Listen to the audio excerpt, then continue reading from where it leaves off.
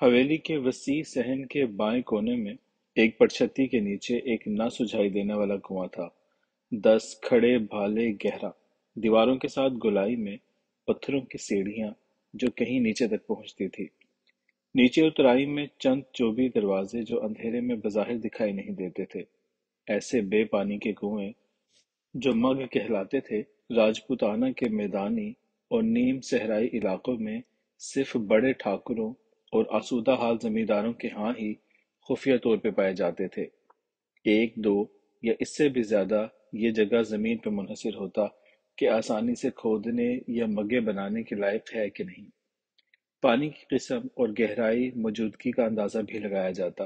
پرندوں کے گھونسلوں جیسے یہ مگیں بڑے آسودہ خاطر یخ بستہ ہونے کے علاوہ یہاں کے بے رحم موسموں اور دشمنداری سے بچاؤ کا ایک محفوظ ذریعہ بھی ہوتے تھے، لیکن کبھی کبھی اتفاقی حادثات سے جان و مال کا نقصان بھی ہو جاتا۔ وقت بے وقت آندھیاں، جھکڑ، طوفان، اڑتی ہوئی ریت سے روشنی، ہوا اور آکسیجن میں رکاوٹ بھی پیدا ہو جاتی۔ اسی طرح انہیں اوپر سے ڈھانپ اور چھپا کے رکھا جاتا تھا۔ حویلی فتح خان میں چھوٹے بڑے ایک چھوڑ تین تین مگے تھے جو آپس میں ایک دوسرے سے اندرون خانہ منسلک تھے، وہ بھی یوں کہ کسی ناواقف کے لیے ان کا داخلی دروازہ اور باہمی تلاش کرنا مشکل پڑتا۔ ان زیر زمین مگوں کی اپنی ایک الگ ہی مکانیت اور افادیت تھی، عارضی مستقل رہائش و قیام، خوراک پانی، ضروری سامان اور حربی آلات وغیرہ۔ چونکہ ان کا مقصد محض موسموں کی چیرہ دستیوں سے محفوظ رہنا ہی نہیں بلکہ ہنگامی اور جنگی حالات میں مکینوں کی حفاظت بھی ہوتا تھا۔ تاریخ بتاتی ہے کہ ہر دور میں اس نوع کی خفیہ حفاظتی سرنگوں، مگوں، فسیلوں، خندقوں، قلعوں اور زمینی بھول بھلائیوں نے باہمی جنگوں میں کلیدی کردار ادا کیا۔ کسی مارکہ کارزار یا تگ و تاز کے لیے شاید ہی کوئی قلعہ، چھاؤنی، حویلی یا محل ماڑی ایسے معرض وجود میں آئے ہوں جس کے نیچے کہیں کمین گاہ، سرنگ، تہہ خانہ، عقوبت خانہ، بندی خانہ یا کوئی خفیہ راہ راستہ تعمیر نہ کیا گیا ہو۔ ازمنہ قدیم میں دشوار گزار پہاڑوں کے سر بفلک چوٹیوں اور زمین کی گہرائیوں کے علاوہ سمندروں کی پنہائیوں میں بھی ایسی پراسرار جگہیں موجود تھیں اور آج بھی ان کے آثار دکھائی دیتے ہیں جن سے ہزاروں سال پہلے کے انسان اور اس کی عسکری اہلیت اور علمیت کا اندازہ ہوتا ہے۔ حضرت انسان نے زیر زمین سرنگوں، تہہ خانوں، خفیہ راستوں، گنج گوداموں، پہاڑوں، ٹیلوں، ٹبوں کی کھموں، دراڑوں اور غاروں دروں، جنگلوں، درختوں کے ذخیروں، شاخوں تنوں میں اما پانا، شاید دوڑنے، اڑنے اور رینگنے سرکنے والے جانوروں سے سیکھا۔ زمینی، پہاڑی اور جنگلی آماج گائیں ہنگامی نامساعد حالات میں حیاتیاتی بقا بالیدگی کے لیے ناگزیر ٹھہری۔ شاہین کی آسمان بلند چوٹیوں پہ آشیاں بندی، بیا کا نادر روزگار جھولتا ہوا گھونسلہ، بندروں بھالوؤں کے بسیرے، شیر کی کچھار، لومڑیوں گیدڑوں کے بھٹ، سانپوں کی بامنیاں اور بل، ابابیلوں چمگادڑوں سے بھری غاریں، ممولوں نیولوں چوہوں خرگوشوں گوہ کرنوں کی زیر زمین پناہ گاہیں اور ایسی کہ انسانی عقل دنگ رہ جائے۔ اندھیرے اجالے، روشنی، ہوا، خشکی، نمی، خوراک یعنی ہر چیز موجود۔ راستوں سمتوں کا پورا پورا اہتمام، دشمن سے بچنے کا انتظام، ہنگامی صورت میں محفوظ متبادل راستے اور کمین گاہیں، چھت کے نیچے پناہ، دیواروں کی اوٹ، درختوں کے سائے، پہاڑوں کے پیچھے وغیرہ۔ یہ حفاظتی اور نفسیاتی سطر بندیاں بقائے حیات کے خوگر انسان کے لیے ازل سے ہی اہم ضرورت ٹھہری۔ انسان نے ان ہنرمند جانوروں سے بھلائی برائی کی مد میں بہت کچھ سیکھا، لیکن جہاں بنی نوع انسان کو بے پناہ فائدے حاصل ہوئے وہیں خاصا ضیاع بھی پہنچا۔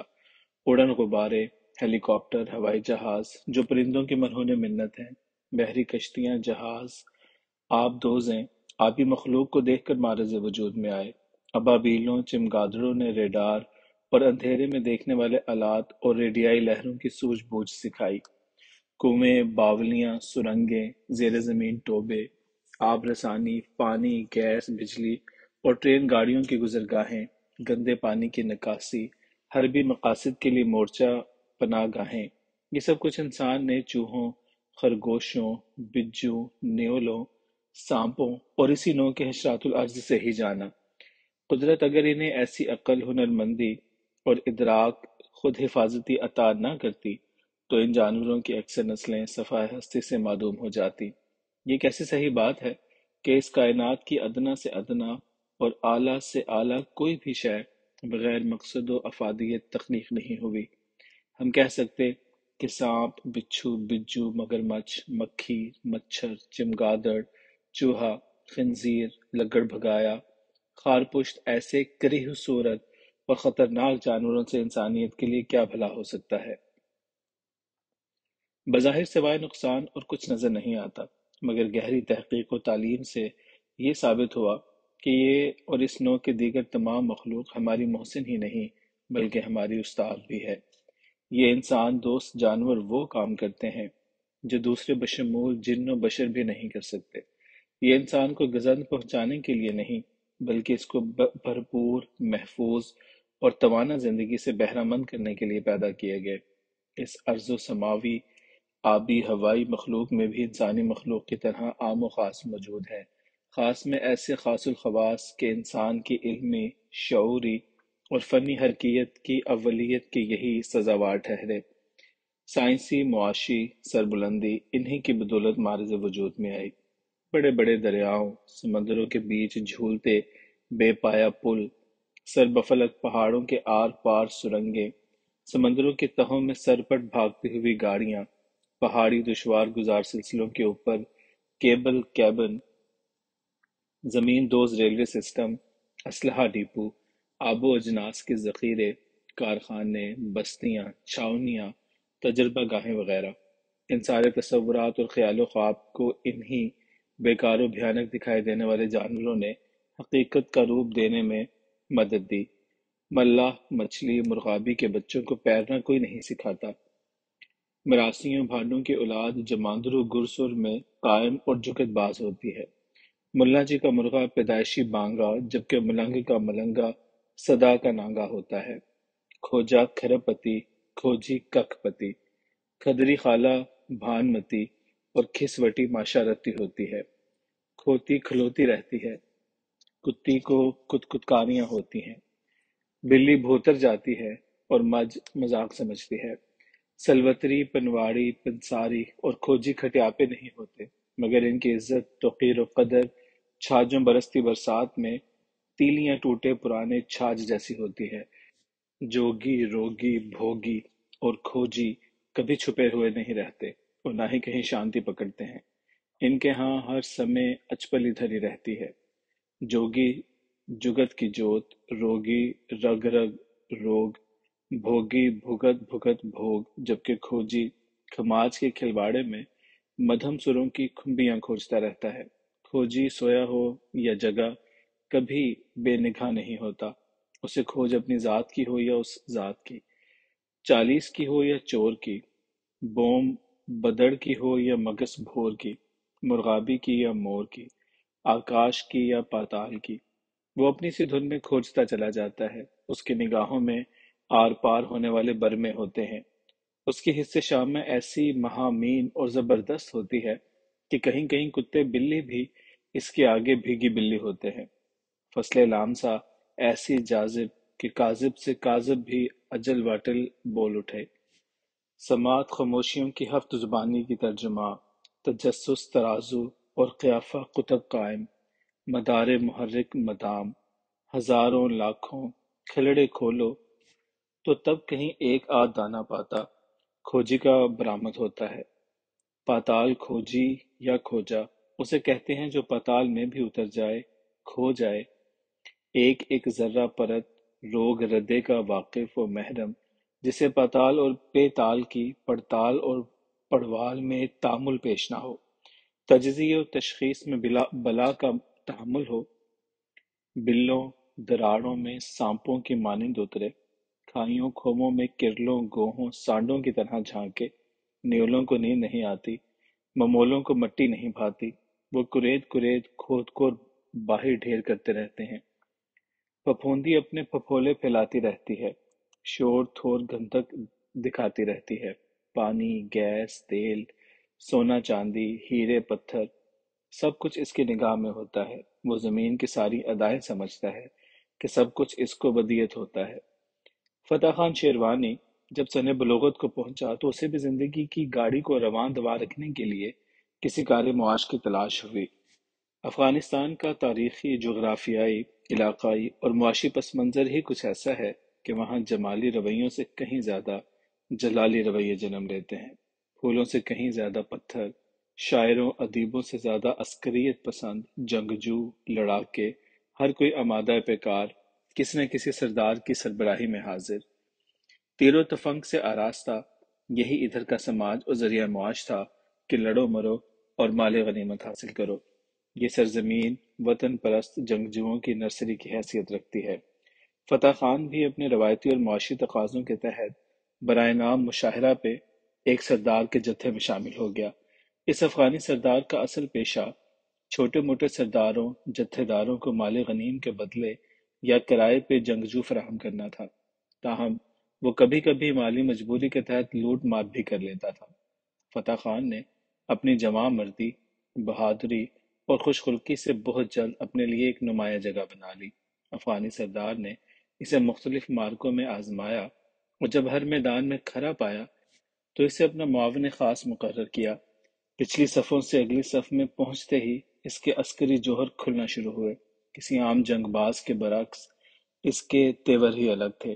اس کی حربی حکمت عملیاں، شجاعت اور قائدانہ صلاحیتوں نے اسے بہت جلد اس مقام پہ لا کھڑا کیا جہاں سے اس کا درخشاں مستقبل صاف دکھائی دیتا تھا۔ اسی دوران ایک واقعہ ایسا ہو گزرا کہ اسے بادل نخواستہ اپنے جتھے کو چھوڑ کر توغ بوگ کے پہاڑی سلسلوں میں روپوش ہونا پڑا۔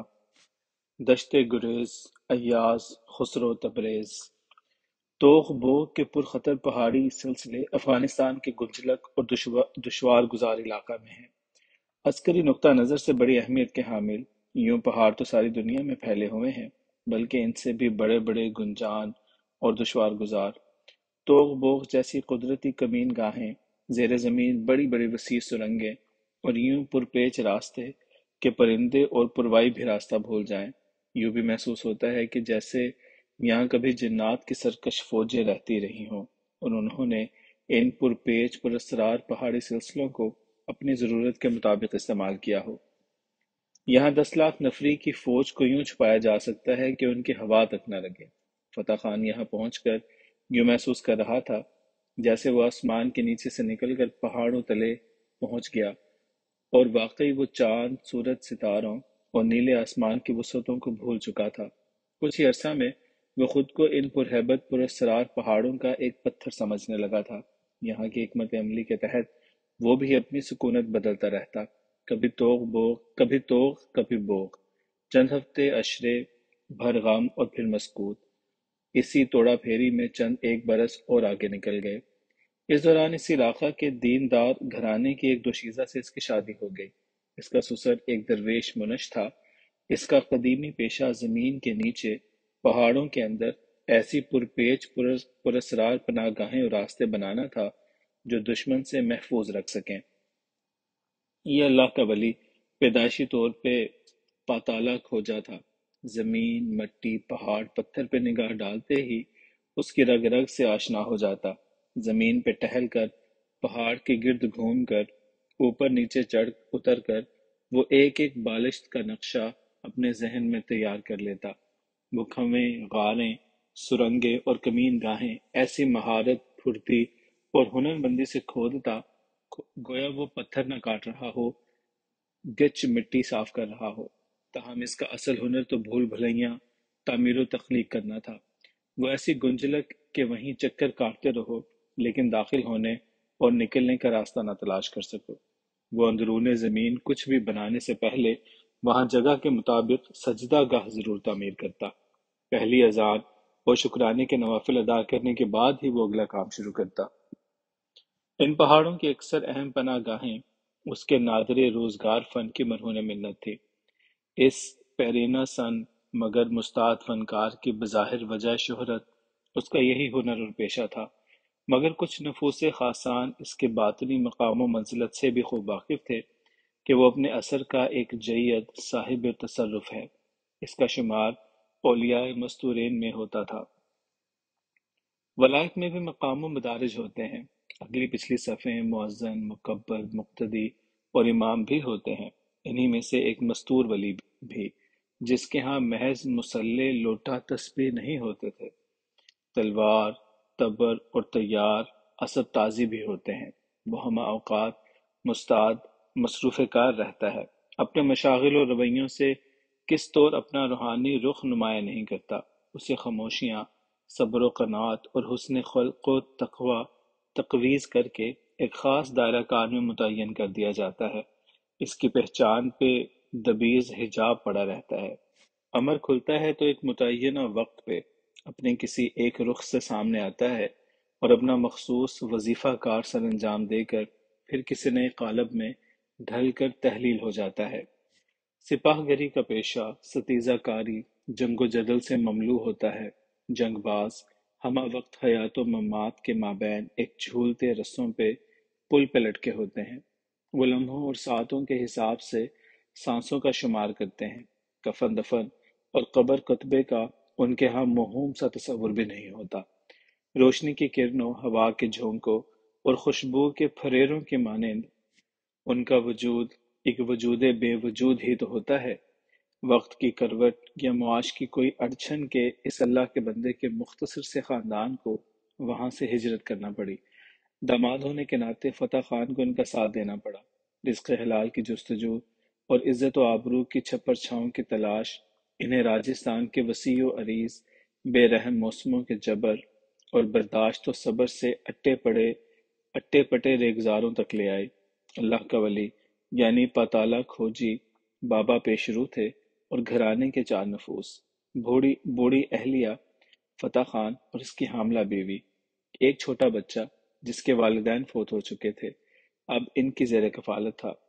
دو مدقوق سے خچروں پہ یہ مختصر سا قافلہ کچھوے سی رفتار سے کسی ایسی منزل کی جانب گھسٹ رہا تھا جس کا اتا پتہ کھوجی بابا کو ہو تو ہو، کسی اور کو نہ تھا، اور نہ ہی ان سے سوال و جواب کرنے یا کچھ کہنے سننے کی کسی میں جرت تھی۔ یوں محسوس ہوتا تھا جیسے کچھ نادیدہ ہستیاں ان متوکل مسافروں کی نگہبانی اور نظامت پہ مامور ہیں، اور ان کو ان کی مخصوص منزل تک پہنچانا ان کی ذمہ داری میں شامل ہے۔ کھوجی بابا بوڑھا اور لاغر ہونے کے باوجود بھی پا برہنہ پیدل چلنا پسند کرتے تھے۔ نیچے پتھر ہوں یا مٹی ریت، پاؤں یوں پولے پولے دھرتے جیسے کوئی معصوم بچہ اپنی ماں کے پیٹ سینے پہ رکھتا ہے۔ تبت کی ترائیوں، اترائیوں، چڑھائیوں اور معبدوں کے درمیانی راستوں پہ لامے، بھگشو وغیرہ اسی طرح سر جھکائے ہوئے ہولے ہولے پگ اٹھائے چلتے ہیں جیسے کوئی گواچا ہوا لونگ تلاش کر رہے ہوں۔ کھوجا کھوجی ہو یا پتالہ کھوجا، چور کا کھرا اٹھانا ہو یا زمین کے اندر چھپے ہوئے کسی اسرار کی کھوج لگانی ہو، ناک، نظر اور نیت کی ساری نیازمندیاں نہوڑنیاں پڑتی ہیں۔ تاہم پاتالہ کھوجا اس سے بہت سوا ہوتا ہے۔ اس کے ہاں اوپر کم اور اندرون زیادہ دیکھنے سونگھنے کی شکتیاں ہوتی ہیں۔ قدرتی طور پہ پاؤں نیچے تلووں کے پیڈوں میں ایسے حساس سینسر لگے ہوتے ہیں جو دھرتی کے نیچے پاتال تک کی مقناطیسی لہروں کو محسوس کرتے ہیں۔ ان لہروں کی زد میں جو کچھ بھی ہوتا ہے وہ نامحسوس تھر تھراہٹ اور مختلف ریڈیائی کیفیاتی اشکال میں تبدیل ہو کر دائرہ ادراک میں واضح ہو جاتا ہے۔ یہ افلاکی عرضی علوم میں سے ایک ماورائی خداداد علم ہے جس کی تحصیل یا اکتساب ممکن نہیں۔ یہ مالک ارض و سماع کی دین ہے جسے عطا کر دے۔ افلاکی جدول کی طرح پرتھوی پاتال کی جدول بھی ہوتی ہے جو کسی حد تک اکتساب سے حاصل کی جا سکتی ہے۔ القزوینی، ابن الوردی، طبری، جمشید خیام، فارابی فارانی، فیروز بخت وغیرہ کے علوم حیت، ریاضی، فلسفہ، نجوم و بروج اور علوم ارضی افلاکی پہ محیط مقالہ جات، نقشے، قلمی نسخے، جدول و مباحثت، منقولات وغیرہ دنیا کے علم کدوں میں محفوظ ہیں۔ ارضی اور افلاکی علوم کا ذکر چھڑا تو یہ بھی جاننا چاہیے کہ صحرا میں اتنے ریگ ذرے، آسمان پہ اتنے نجوم اور بحر میں اتنی ماہیاں نہیں کہ جتنے علوم محض اس کرۂ ارض پہ علم الاسماء کے باطن اور اس کی برکت سے انسان کے لیے اتارے گئے۔ ان علوم سے کسی انسان کو کتنا حصہ اور درجہ ملا، یہ دینے والے کی مشیت اور لینے والے کے مقسومہ اور حسن مقدور پہ منحصر ہے۔ آگے بڑھ کر مزید سمجھ میں آیا کہ ہر جہان اور طبقات کے اپنے اپنے طور، قانون، اصول، قدریں، نظام اور علوم ہیں، حتیٰ کہ ان پہ نبی، پیغمبر، کتابیں اور شریعتیں تک ان کے مطابق اتری، جو دوسرے طبقات دنیاؤں سے انضباط نہیں رکھتی تھی۔ بالآخر نبی آخر الزماں صلی اللہ علیہ وآلہ وسلم کو رحمت للعالمین اور فرقان الحمید کو آخری مکمل کتاب کہہ کر دین اور شریعت محمدیہ پہ اکملیت کی الہی مہر ثبت کر دی گئی۔ میں کئی بار ایسے تجربات، مشاہدات سے ہو گزرا کہ عالم رویا کیفیات غنود و مراقبت میں ڈوبا ہوا کہیں سے کہیں نکل گیا۔ طبقات ارضی اور فلکی میں ایسے ایسے جہاں پہلے کبھی رسائی نہ ہوئی ہو، وہاں ہر چیز منظر ہی الگ، کچھ بھی تو ایسا نہ جیسا ہماری دنیا میں ہے۔ ہمارے ہوا، پانی، آکسیجن کے بنا زندگی کا تصور نہیں، خوراک کے بغیر زندگی نہیں، روشنی کے بغیر بصارت نہیں، پاؤں دھرنے کے لیے زمین، ناک، منہ، کان، ہاتھ، پاؤں، پھر موسم کے مطابق لباس، جوتے، پرندے، جانور، پھل، پھول، سبزیاں، یہ سب محض ہماری دنیا کے تقاضے ہیں۔ ہماری دنیاوی سسٹم انہی سے مملو ہے۔ دوسری دنیاؤں کے الگ الگ سسٹم ہیں۔ ہم اپنے سسٹم سے نکل کر دوسرے سسٹم میں زندہ نہیں رہ سکتے۔ آپ دیکھتے ہیں کہ کرۂ ارض کچھ باہر، آپ اپنی ہر ضرورت کی ہر چیز میں تبدیلی لے آتے ہیں، مزید کچھ اوپر جا کر ثقل مفقود ہو جاتی ہے۔ اسی طرح زیر زمین کچھ منزلیں اتریں تو کشش فلک بھی دم توڑ دیتی ہے۔ ہر ایک گام پہ جھکتا، ٹوہ لیتا، پاؤں سے نیچے زمین کی گند سن لیتا ہوا بابا پاتالہ کھوجا اجمیر کے نواح تارا گڑھ کے پہاڑ کے دامن میں چند جھوپڑیوں پر مشتمل ایک گوٹھ راہ پڑی تو حاملہ بی بی کو کچھ پریشانی لاحق ہوئی تو ادھر ہی پڑاؤ ڈال دیا گیا۔ فتح خان پیشہ ور سپاہی، اور کوئی کام وام کیا نہیں تھا، بیوی بیمار، پہلونرے بچے کی آمد اور ادھر یہ حال کہ 2 وقتہ کھانا اب 1 وقت رہ گیا۔ تب اس نے اجمیر شریف بڑی منڈی میں مزدوری شروع کر دی اور بابا گھر والوں کے لیے اوپر پہاڑ درگاہ شریف کے لنگر خانے میں آسرا لے کے بیٹھ گئے۔ دن رات کا دال دلیا چلنے لگا۔ یہی مخدوم میاں میرا حسین شاہ سے بچی کے ہاں نرینہ بچے کی بشارت اور ساتھ چلہ جبروت کھینچنے کا حکم ملا۔ بابا گیرو گو ہو کر پہاڑ کی ایک کھو میں بیٹھ گئے کہ اس چلہ میں وقت اور حیات کی کوئی قید شرط نہیں ہوتی۔ میاں جی جب چاہیں بٹھا دیں، جب چاہیں اٹھا دیں، خادم کا کام تو خدمت میں حاضر رہنا ہوتا ہے۔ تارا گڑھ کا پہاڑ ایک آدھ قدر میں کوہ طور سے ہلکی سی مشابہت رکھتا ہے کہ اس کے کسی بھی حصہ پہ دن رات کے ایک لمحہ مخصوص میں عرش بری سے ایک تجلی اترتی ہے، جس کی زد میں جن، بشر، جانور، پتھر، درخت جو بھی آ جائے، اس میں ایک جذب خاص پیدا ہو جاتا ہے۔ گو یہ پہاڑ کوہ طور، کوہ ارارت، کوہ نور، کوہ رحمت، کوہ احد جیسی عظمت، شہرت، جلالت اور جمالت نہیں رکھتا، لیکن خواجہ غریب نواز اور میاں جی سرکار کے تصرف خاص نے اسے بہت سے تشرفات سے نواز دیا۔ میں ایک زمانہ سے اس متبرک پہاڑ کا گرویدہ ہوں۔ اس کے گردا گرد آوارہ گردی کر کے مجھے ایک گونا تسکین ہوتی ہے۔ اب تو گاڑیاں فراٹے بھرتے اس کے اوپر تک پہنچ جاتی ہیں۔ پہلے وقتوں میں اس پہ چڑھنا ایسا آسان نہ تھا۔ اس کے اوپر خاص وسیع جگہ ہے۔ میاں صاحب کا مزار، مسجد، دیوان، لنگر خانہ، پولیس چوکی، پرانے قلعہ کے کھنڈرات اور مقامی لوگوں کے گھرانے اور چھوٹا بازار ہے۔ مزار شریف کے احاطے میں حجرے، لنگر خانہ، سماع گاہ، سبیل بھی موجود ہیں۔ یہیں قریب لنگر کی 2 چھوٹی بڑی دیگیں بھی نصب ہیں۔